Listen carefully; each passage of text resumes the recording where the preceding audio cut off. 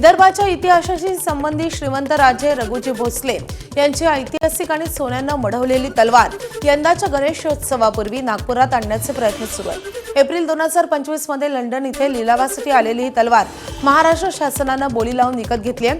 मुख्यमंत्र्यांच्या निर्देशानंतर सांस्कृतिक कार्यमंत्री आशिष शेलार यांनी ती भारतात आणली आहे। आता ती ऐतिहासिक तलवार नागपुरात आणण्यासाठी राजे मुधोजी भोसले हे सातत्यानं पाठपुरावा करतात। नागपुरात आणल्यानंतर ही तलवार कायमस्वरूपी नागपूरच्या मध्यवर्ती संग्रहालयात जतन करण्याचं नियोजन केलं जात असल्याची माहिती दोन्ही राजे भोसले यांनी दिली आहे।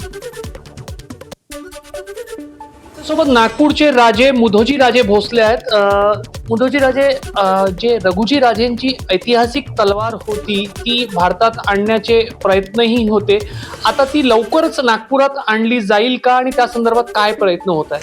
ही तलवार ऑलरेडी आपल्या महाराष्ट्रामध्ये येऊन गेलेली आहे। मुंबईला ही तलवार आमच्या मुख्यमंत्री साहेब आणि शेलार साहेबांनी ही तिथं ऑप्शनमध्ये बेट करून ही तलवार आलेली आहे आणि नागपूरला आता पण आली असती। मध्ये आपण इलेक्शन्स आणि हे बाकीचे आणि हे थोडं वातावरण युद्धाचं पाहता ती थोडी थांबली, पण ऑगस्ट महिन्यामध्ये हिला गणपतीच्या पूर्व ह्या नागपूरला तिचं आगमन होईल असा विश्वास आहे। आणि ह्याच्याबद्दल संदर्भात शेलार साहेबांनी मुख्यमंत्र्यांसाहेबांशी तारखाबद्दल चर्चा सुरू आहे आणि आपल्या नागपूरला ती गणपतीच्या पहिले लोकाला ह्याच्याची ती तलवार येईल आणि ती तलवार एक तर राजवाड्यात राहील किंवा अजब बंगल्यामध्ये राहील आणि ती तलवार गणपती उत्सवामध्ये जी बी लोक येतील नागरिक त्यांना ती बघण्यामध्ये त्या ठिकाणी ती मिळेल। दरम्यान या तलवारीची वैशिष्ट्य नेमकी काय आपण पाहूयात।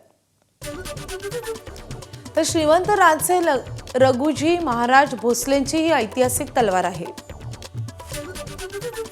मराठा शैलीच्या फिरंग पद्धतीची ही तलवार आहे। तर एकधारी पातं आणि सोन्याचं नक्षीकाम हे तलवारीचं प्रमुख वैशिष्ट्य आहे। युरोपियन बनावटीचं पातं त्या काळात प्रसिद्ध होतं। 1817 मध्ये नागपुरात इंग्रजांकडून भोसल्यांच्या खजिन्याची लूट करण्यात आली होती। लुटीत तलवार परदेशात गेल्याचा जाणकारांचा अंदाज आहे। तर लंडनमधील लिलावात राज्य सरकारनं या तलवारीची खरेदी केली आहे।